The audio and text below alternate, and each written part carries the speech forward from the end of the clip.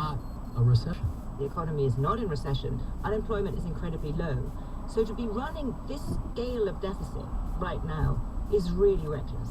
And the problem is that, as you know, David, it's not really because of the spending that the folks in Washington are arguing about right now. It's not about what's called discretionary spending. It's really about two things. Primarily, I have no idea. I'm a tourist. The cost of spending on Social Security and Medicare. And actually, looking forward, it's also about tax revenue. Because if you remember, Donald Trump cut taxes. Those taxes, they're going to expire under current law in 2025. So all of the projections that are made right now about where the deficit and where the debt are going to be going forward assume that those taxes will end in 2025, those tax cuts.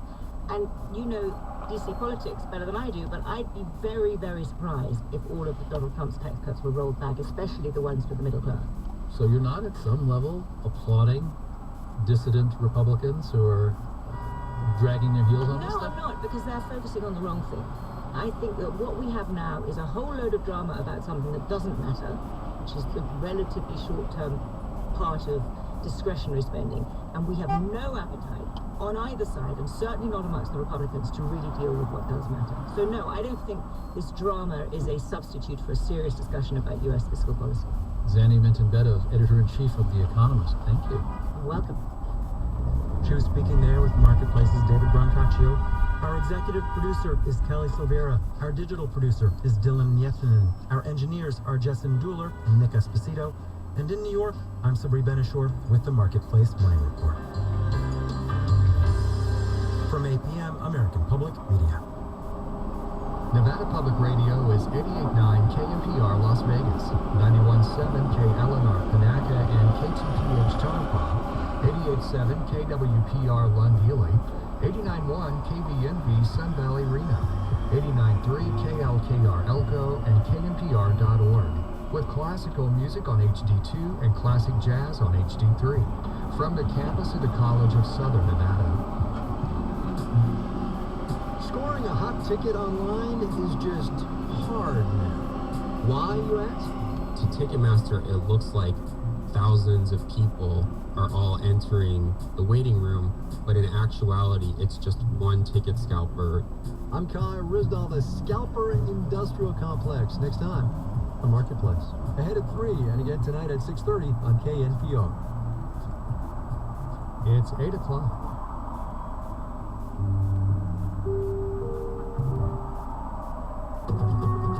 Good morning. California's trailblazing Senator Dianne Feinstein has died at 90 years old. We'll talk about her legacy in Congress and also about the scramble to fill her seat. That's this hour on Morning Edition from NPR News.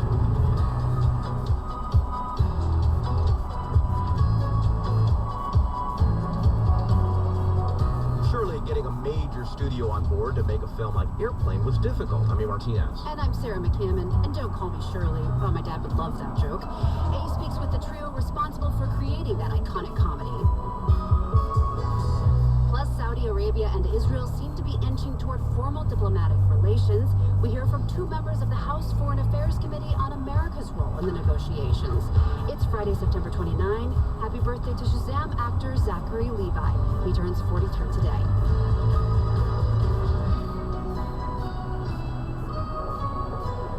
The news is next. Live from NPR News in Washington, I'm Corva Coleman. Longtime California Democratic Senator Dianne Feinstein has died at the age of 90 after being in frail health. Feinstein had notable accomplishments, including the passage of the first national assault weapons ban. When that law lapsed, she worked to revive it and faced down criticism from other senators. I'm not a sixth grader. Senator, I've been on this committee for 20 years. I was a mayor for 9 years. I walked in, I saw people shot. I've looked at bodies that have been shot with these weapons. I've seen the bullets that implode. In Sandy Hook, youngsters were dismembered. But Congress has never again passed a ban on assault weapons. President Biden is praising Feinstein as a cherished friend. The United Auto Workers are expanding their strike against two of the big three U.S. automakers. About 7,000 more union members will walk out against facilities belonging to Ford and GM. No new actions are planned against Stellantis. The union has said its targeted walkouts are intended to slowly increase pressure on negotiators at the bargaining table. The U.S. Forest Service is in charge of more than 13 million acres in Colorado's high country. Now the agency's getting ready to use a few of those acres for something new, affordable housing. Colorado Public Radio's Andrew Kenny reports. The U.S. Forest Service just signed a lease that'll turn a dilapidated federal work site in the woods of Summit County, Colorado, into a brand new mixed-use community. It'll include nearly 200 sorely needed homes, not just for Forest Service employees, but also middle-income workers like firefighters and teachers. This marks the first time the Forest Service has made land available for housing development after Congress granted the agency the ability to do so back in 2018. But it'll also be the last for now, with the authorization expiring Sunday. For NPR News, I'm Andrew Kenny in Denver. The UN Refugee Agency says nearly 90,000 people have now left the enclave of Nagorno-Karabakh and crossed into Armenia. NPR's Philip Reeves reports the UN says a humanitarian emergency is unfolding. Around 3/4 of Nagorno-Karabakh's population has fled within less than a week. The UN Refugee Agency says it's preparing for the possible arrival of the entire population, some 120,000 people. It says most refugees have very few belongings. They're exhausted, frightened, and worried about the future. Nearly a third are children. The exodus was triggered after Azerbaijan took control of the mountain enclave in a lightning military assault last week.